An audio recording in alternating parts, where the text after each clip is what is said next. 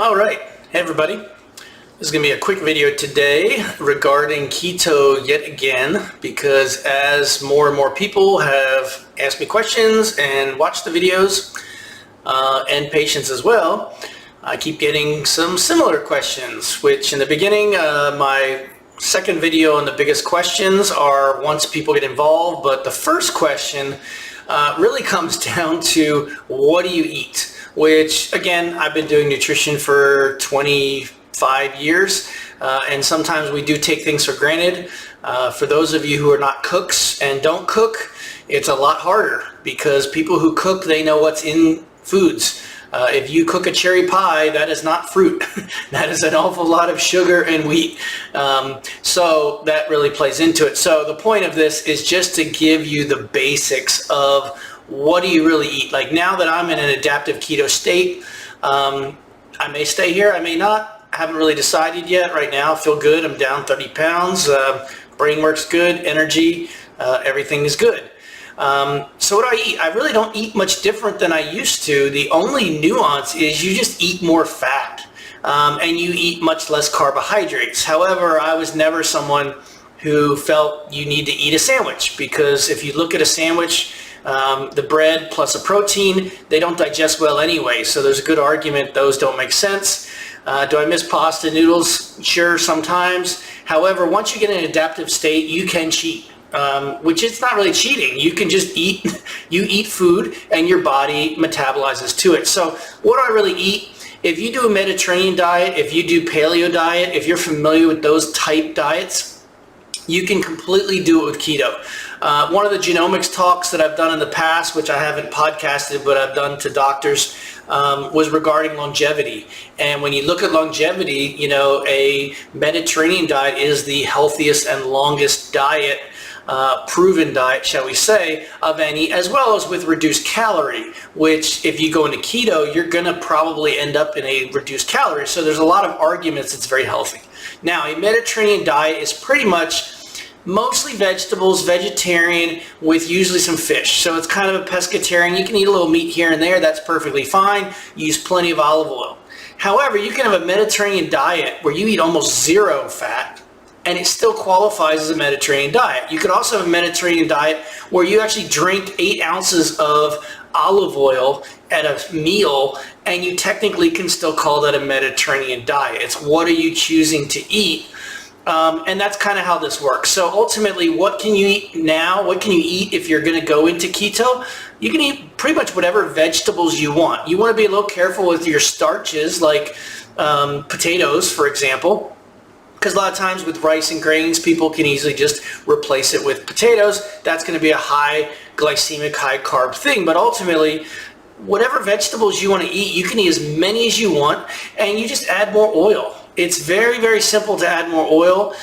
One nuance that's not related to this, you do need a lot more salt, and you need probably a little more minerals too, of magnesium, calcium, selenium, and such. It just is part of how it is. One day, hopefully, we're going to get some more people coming in with their interpretations, but it's a very simple thing once you're in the adaptive state, and that's where people keep getting stuck, and I think I'm going to keep repeating this on the next videos.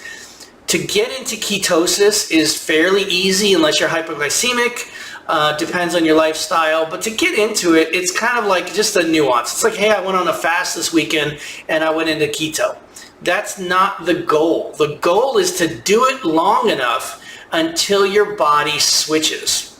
And that's when you can cheat. That's when everything changes. That's when it gets really, really easy to do. My diet now, I eat a lot more olives and avocados than I was prior. There's nothing wrong with that.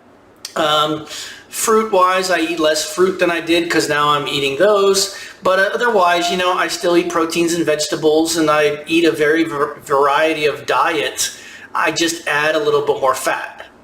Another nuance of keto that people don't seem to understand is regarding when do you eat. Well, what do you eat for breakfast? What do you eat for lunch? It's irrelevant. If you're hungry, you eat. If you're not hungry, you don't eat. It's that simple. And again, it might be hard to understand because someone who hasn't ever done this is thinking, well, I'm always hungry at breakfast and I'm always hungry at dinner. Some of that's mental conditioning. A lot of us emotionally eat, it's Sunday, we must have a big meal of brunch, or people have all these cultural things. That's true. However, when you're really into I would argue just a good metabolism, your body's going to tell you what it wants. And there are days I don't eat at all. I'll eat at 3 p.m. or 4 p.m. after a long day of work and walking 6 miles in the morning. I'm just not hungry until 3 or 4 p.m. and I'm hungry. Other days I'll wake up and it's like, man, I want to eat some calories for breakfast.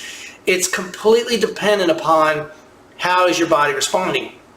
Part of that's based on when you go into a keto state, it is actually pretty good for blood sugar issues, insulin resistant issues, metabolic syndrome issues, all these things. And so maybe it's just your body's giving you better response. You definitely want to drink more water if you're not a water drinker. But again, it's a very easy thing. So what do you eat? It's not hard to do. There are plenty of choices. I never have choices where I'm like, oh my gosh, I must stay in keto. What can I eat right now? If I go to the grocery store, there are plenty of things to choose. If I go to the farmer's market, there are plenty of things to choose. The bigger thing is just, okay, I need more oil. I've always been someone with, when you get into salt, bone broths are fantastic for us. They're very good. It's a good source of protein, good source of fat. If you get one in the grocery store that's actually a low fat, almost solid protein, which would be kind of paleo, you just add some oil. Or you have a little oil before, you have some olives. It's a really, really simple thing. So I hope if you're watching this, you've either just had this question in your brain as far as, can I really do it and how? Keto is not for everybody. No question about it. There are certain people that keto is going to make you miserable. However, there's a lot of people that think keto is going to make them miserable that actually would do phenomenal with keto. In fact, many of my patients, I think I've said this before, have stated, oh, I tried the Atkins diet, I tried keto in the past. And the reality is they didn't do it right. They never truly got into an adaptive keto state. They made poor choices. They thought, oh, it's a fad. That's not the goal. The goal is you got to track it. And I show that on all my other videos. I didn't even pull up a PowerPoint today because this is off the cuff. But you want to track it in the beginning. You need to track it and understand your body and learn your body. Once you shift, it is so easy. And even to the holidays, we're right now September, I'm coming up with Thanksgiving, haven't seen my family in 2-3 years.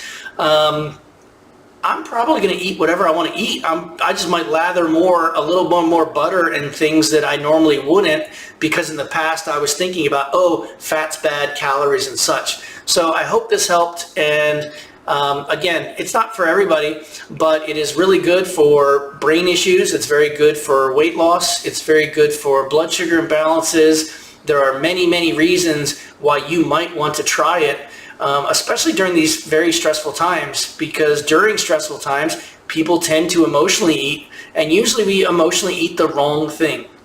I joke many times with my patients that I eat pretty clean. I've always eaten pretty clean because I know how to eat. I was brought up eating clean. However, when I drink alcohol, that affects your blood sugar, and then bad choices are made. It's never been a question of, hey, let's order a giant pizza and then have this drink. It's usually I had the drink and then I chose the pizza. Or I had this stress and then I chose the pizza. The pizza doesn't come first. The bad food doesn't come first. The bad food is when your blood sugar's off, you haven't eaten in too long, and your body metabolism's off. That's when those problems are. So I hope this helped, and I wish you all well. Take care. Till next time.